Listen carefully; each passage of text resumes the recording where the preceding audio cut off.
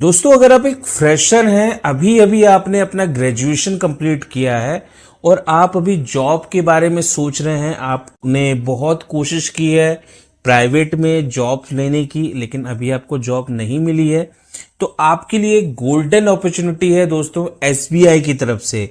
जी हाँ, state bank of India ने apprentice के लिए नोटिफिकेशन जारी किया है। इसमें 1 साल की अप्रेंटिस आपको मिलेगी और जिसके लिए 15,000 तक का स्टाइपेंड आपको यहाँ पे मिलने वाला है। वो अगर आप इंटरेस्टेड हैं तो ये वीडियो बहुत ध्यान से देखिए। मैं आपको सारी जानकारी बहुत ही कम समय में बहुत अच्छे तरीके से बताने वाला हूं। SBI state bank of India का नोटिफिकेशन हमारे सामने है। देखिए, सबसे इंपॉर्टेंट चीज ये है कि अगर आपको ये फॉर्म को भरना है तो आपका apprenticeindia.gov.in पे आपका रजिस्ट्रेशन होना जरूरी है। यहाँ पे साफ साफ लिखा हुआ है, it is mandatory for all candidates to register on NAPS portal पे जाके आपको अप्रेंटिस में रजिस्ट्रेशन कराना है। ये सबसे इंपॉर्टेंट प्रोसेस है, इसके बगैर आप फॉर्म को फिलअप नहीं कर पाएंगे। चूंकि ये जो है ट्रेनिंग पर्पस के लिए यहाँ पे वैकेंसी निकाली गई है, तो आप यहाँ पे देख सकते हैं स्टेट वाइज जो है यहाँ पे सारी पोस्टें यहाँ पे बता दी गई हैं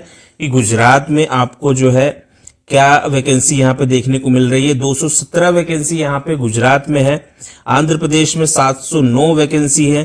कर्नाटका में 276 है। छत्तीसगढ़ में 93 है। मध्य प्रदेश में 285 वैकेंसी है। उड़ीसा में 229 है। हिमाचल प्रदेश में 180 है। लद्दाख में 15 है। तो आप जो है स्टेट वाइज जो है यहाँ पे सारी वैकेंसी आप देख सकते हैं। कैटेगरी के हिसाब से मैं आपको यहाँ पे दिखा देता हूं और इसका जो नोटिफिकेशन है मैं डिस्क्रिप्शन में आपको दे दूंगा। आप वहां पे डिटेल से सारी पोस्टों के बारे में जान सकते हैं। कुछ इस प्रकार से यहाँ पे आपको यहाँ पे सीटें देखने को मिल रही हैं। 7,150 पोस्ट हैं, वहां पे आपका यहाँ पे पेपर होने वाला है। तो बड़ी वैकेंसी है स्टेट बैंक ऑफ इंडिया की तरफ से, जिसमें कि जनरल की जो सीटें हैं वो 3,086 सीटें हैं।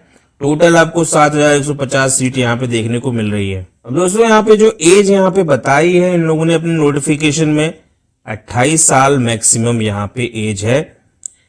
28 साल के ऊपर आप यहाँ पे अप्लाई नहीं कर पाएंगे अगर आप जनरल और ईडब्ल्यूएस कैटेगरी से आते हैं। वहीं अगर आप ओबीसी में आते हैं या एससी एसटी में आते हैं तो आपको 3 साल का ओबीसी में और एससी एसटी में जो है 5 साल का यहाँ पे छूट मिल जाएगी। ठीक है, याद रहे इसमें जो है डेट ऑफ बर्थ जो है 2 अप्रैल 1998 से पहले के आप नहीं होने चाहिए। ठीक है ना, जनरल कैटेगरी की मैं यहाँ पे बात कर रहा हूँ। ठीक है, और आपका जन्म जो है 1 अप्रैल 2006 के बाद नहीं होना चाहिए। क्वालिफिकेशन जैसे कि आप सभी लोग जानते हैं कि ये ग्रेजुएशन लेवल की पोस्ट है। यहाँ पे ग्रेजुएट्स अप्लाई कर पाएंगे। आपने कोई भी ग्रेजुएशन किया हो, बीकॉम किया हो, बीएससी किया हो, बीए किया हो, आप एलिजिबल हैं इसमें। ठीक है, आपकी जो इसमें ट्रेनिंग होगी वो 1 साल की यहाँ पे ट्रेनिंग होगी। ये परमानेंट जॉब नहीं है, लेकिन इसमें जो है आपको जो है एक्सपीरियंस मिलेगा, उसकी वैल्यू है।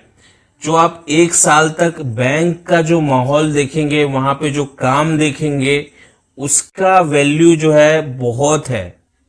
आप किसी भी प्राइवेट बैंक में जो है ये अप्रेंटिस का जो सर्टिफिकेट आपको मिलेगा उसको अप्लाई करके जॉब ले सकते हैं। ठीक है, तो आज की डेट में जो है स्टेट बैंक ऑफ इंडिया में अगर आपको अप्रेंटिस करने का मौका मिल रहा है तो ये एक गोल्डन अपॉर्चुनिटी आपके लिए। ऐसा मौका आपको बार बार नहीं मिलेगा। और अगर आप फ्रेशर हैं तो डेफिनेटली आपको इसमें अप्लाई करना चाहिए। भाई, मेरा तो यही मानना है। इसमें जो आपको स्टाइपेंड यहाँ पे देखने को मिलेगा वो 15,000 तक का स्टाइपेंड है। यानी यहाँ पे साफ साफ लिखा हुआ है कि 15,000 पर मंथ का आपको यहाँ पे स्टाइपेंड मिलेगा 1 साल तक। किसी भी आप सिटी में हो, किसी भी स्टेट में आपका हो सिलेक्शन, वहां पे आपको जो है यहाँ पे 15,000 का स्टाइपेंड यहाँ पे मिल जाएगा। क्योंकि 15,000 का अमाउंट जो है इतना बुरा नहीं है। अगर आप बड़ी सिटी में भी रहते हैं, अगर आप अकेले हैं तो आप बिल्कुल 15,000 में सरवाइव कर पाएंगे। लेकिन यहाँ पे जो है अप्रेंटिस है तो यहाँ पे किसी भी प्रकार का आपको यहाँ पे अलाउंस यहाँ पे देखने को नहीं मिल रहा है। जो अप्रेंटिस आप करिएगा ना 1 साल की, इसका फायदा आपको जूनियर एसोसिएट में मिलने वाला है।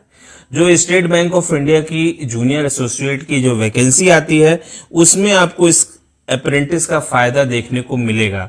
तो अगर आप जूनियर एसोसिएट की तैयारी कर रहे हैं तो आपको ये अप्रेंटिस जरूर करना चाहिए। सिलेक्शन प्रोसेस आप यहाँ पे समझ लीजिए।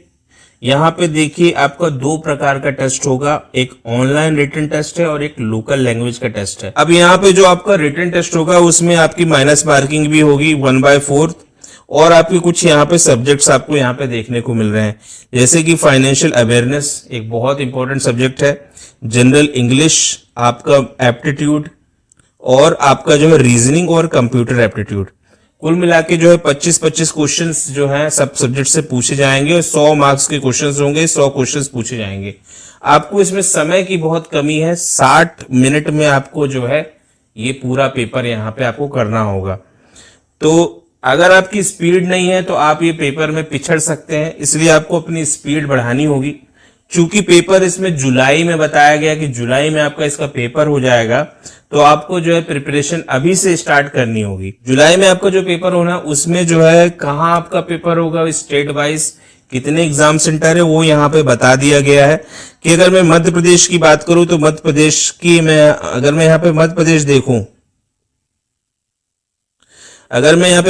देखूं तो मध्य प्रदेश में आपका भोपाल हो गया, ग्वालियर हो गया, इंदौर, जबलपुर, सागर, सतना, उज्जैन, ये सेंटर्स यहाँ पे एमपी में है।